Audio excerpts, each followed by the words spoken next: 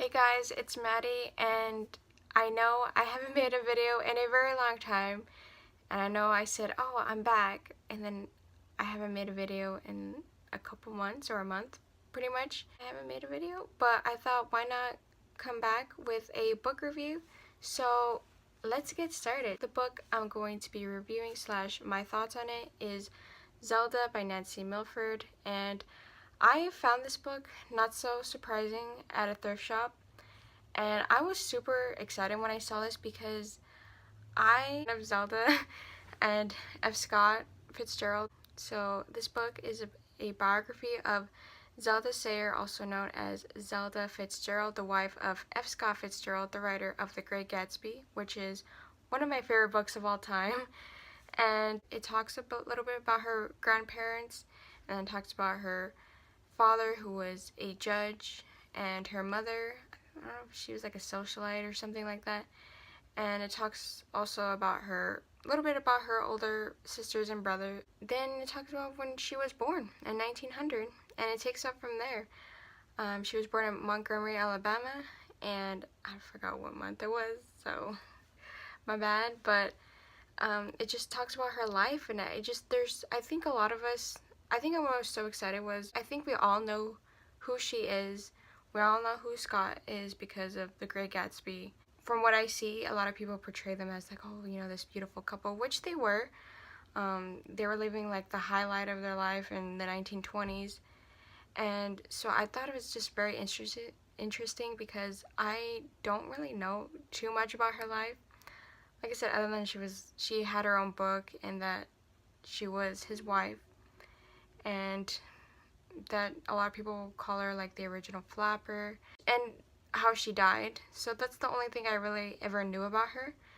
But this goes into way into detail about her life, which I thought was very well done. The research was, I would say, excellent, because this book came out in 1980. The author was able to talk to the people who knew them personally, and there's a lot of letters in here. You're able to read from Zelda to Scott because he kept a lot of those letters.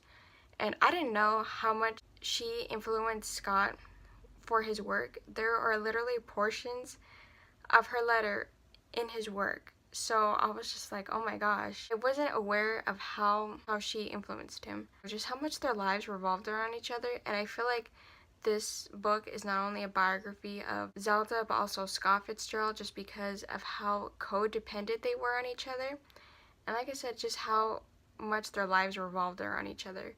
And I'm not gonna lie, you will get a different view of Scott, because he did a lot of pretty much shady things towards her, and it was, I can't even describe it, but just, you're gonna get a different perspective of him, and you might get a different perspective on his work, because I didn't even know that, that he took some of the letters and incorporated it into his work.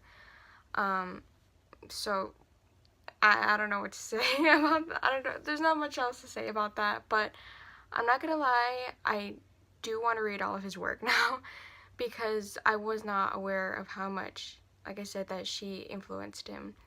And I just also want to read her book, even though it's not something I would normally read. I do want to read it just because it's Zelda's, her only novel that came out. And it also talks about their books. I know Scott was writing The Last Tycoon before he died, and it talks a little bit about that, and it talks a little bit about her book that she was writing. I totally forgot what it was. I think Caesar's Things or something like that. I don't know. I forgot the title already. I really enjoyed this book, and I even cried a little bit about in the end, because it was just really sad, because I knew she had like some mental illness, but I wasn't aware of how bad it was, and it's just very sad and very disheartening. So I cried a little bit in the end, but like I said, I highly recommend this book. I gave it a 4 out of 5 stars. I'm not gonna lie, there are some parts that I dragged on a little bit, specifically when the author was showing us parallels between her life and her book Save Me the Waltz, which is semi-autobiographical, because you see that it's basically the same, her life, just with different names, basically. So like I said, I highly recommend this book.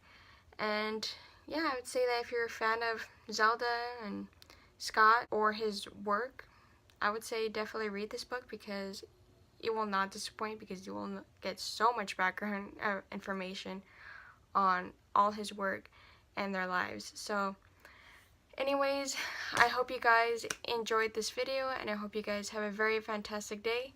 And until next time, adieu.